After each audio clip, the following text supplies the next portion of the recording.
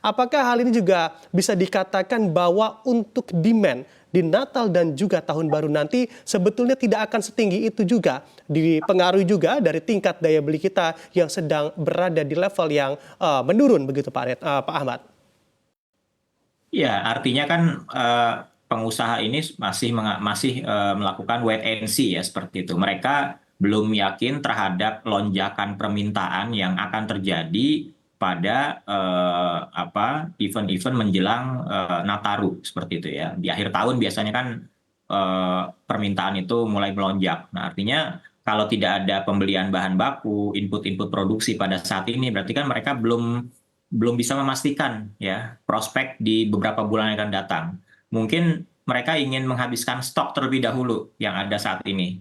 Nah, gitu. Jadi stok yang ada saat ini mau dihabiskan dulu atau kalaupun ada pembelian input produksi itu tidak banyak seperti itu ya. Jadi itu yang dilakukan saat ini. Artinya mereka juga tidak yakin terhadap kondisi beberapa bulan ke depan hingga akhir tahun seperti itu. Nah, ini yang menyebabkan PMI kita turun. Memang seharusnya ini menjelang akhir triwulan 3 memasuki triwulan 4 ini kan harusnya memang PMI-nya positif karena tadi ada keyakinan menyambut tahun baru seperti itu ya. Nah, ini yang saat ini belum terjadi, belum kelihatan optimisme dari dunia usaha seperti itu. Nah, ini kan akibatnya juga berdampak luas ya. Tadi selain mengerem belanja bahan baku untuk produksi, ini juga khawatirnya input-input produksi yang lainnya ini dikurangi. Seperti itu, termasuk tenaga kerja tadi itu yang menjadi kekhawatiran sebenarnya. Oke, baik. Kalau dari Anda di Ya. lapangan mengamatinya seperti apa sih Pak Retma untuk melihat begitu ya demand di Nataru atau Natal dan juga Tahun Baru dan juga stok yang tentunya masih ada di sektor TPT?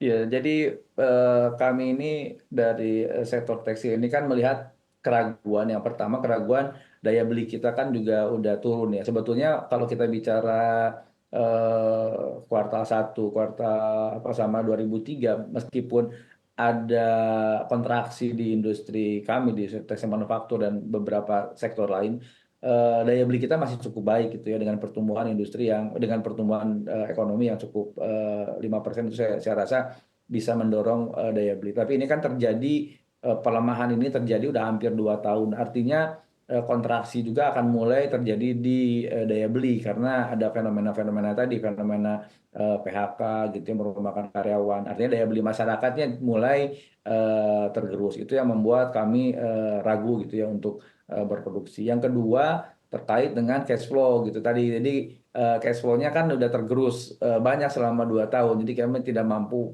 ada kemampuan untuk menaikkan pembelian bahan baku. Nah, yang ketiga adalah stok. Stoknya bukan hanya stok kami aja, tapi stok barang-barang import yang ada di pasar. Ini stoknya sangat-sangat besar gitu ya. Jadi kalau kami pun sekarang punya kemampuan untuk menambah produksi, tetap aja kita nggak akan bisa jualnya karena di pasar stok barang-barang impor ini udah banjirnya udah keterlaluan, harganya juga sangat murah karena di sananya overstock, jadi jual ke sininya harganya dumping, masuknya ilegal. Jadi kalaupun sekarang kita berproduksi, menaikkan produksi itu akan sangat-sangat percuma. Jadi bukannya menolong untuk perbaikan, malah akan memperburuk kondisi perusahaan. Nah, jadi makanya ini yang membuat kita lebih baik ya kita turunkan produksi aja gitu, slow slow production aja gitu.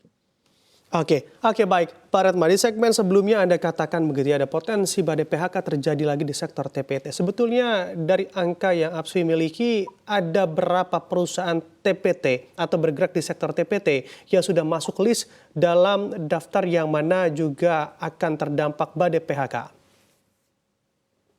Ya, yang lapor ke kami kan yang sudah betul stop gitu ya. Kalau PHK kan sekitar 150-200 ribu orang itu yang udah PHK. Yang dirumahkan lebih banyak lagi. Nah, tetapi kalau yang udah fix tutup itu ada sekitar 31 perusahaan ya di daftar kami. Nah, untuk kedepannya sih saya kira eh, ini kalau kami optimis ya, ini trennya akan terhenti ketika pemerintahan baru terbentuk gitu ya. Hanya memang PR-nya ada 2 poin sebetulnya PR yang besar pemerintahan baru ini. Yang pertama tadi masalah pasar dalam negeri, barang-barang ilegalnya harus segera tangani gitu ya, ada diselesaikan permasalahan barang-barang import, khususnya barang-barang import ilegal. Yang kedua itu terkait dengan masalah daya saing. Ini kayak daya saing menjadi hal yang lama tidak kita bicarakan gitu ya, tetapi ke depan untuk menaikkan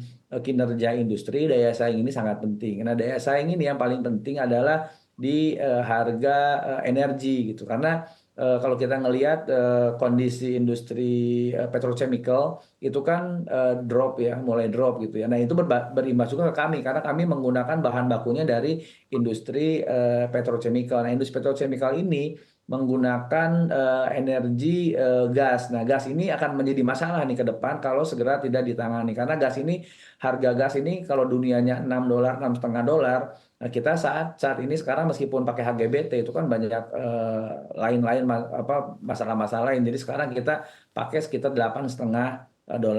Nah, ke depan ini kami mendapat informasi harga LNG-nya yang akan kami dapatkan itu sekitar 12,9 hampir $13. Nah, itu akan sangat-sangat tidak bersaing. Jadi saya kira ini menjadi PR kedua pemerintah baru ya, selain pasar dolar domestik. Nah, masalah energi menjadi PR yang kedua gitu. Nah, ini yang harus dilakukan untuk memutus tren PHK dan penutupan pabrik gitu ya. Jadi ini sangat-sangat urgent dalam 2 bulan ke depan bagaimana pemerintah baru ketika dilantik itu langsung menangani masalah ini. Karena masalah ini bukan hanya di TPT aja. Nah, selain TPT kan sektor-sektor manufaktur. Kalau kita ngelihat sektor manufaktur kan tumbuhnya jauh di bawah pertumbuhan ekonomi ya. Jadi saya kira ini akan menjadi PR pemerintah, dan untuk memutuskan tren PHK dan penutupan pabrik ya, 2 poin itu yang harus dilakukan pemerintah untuk segera Baik. ditangani gitu.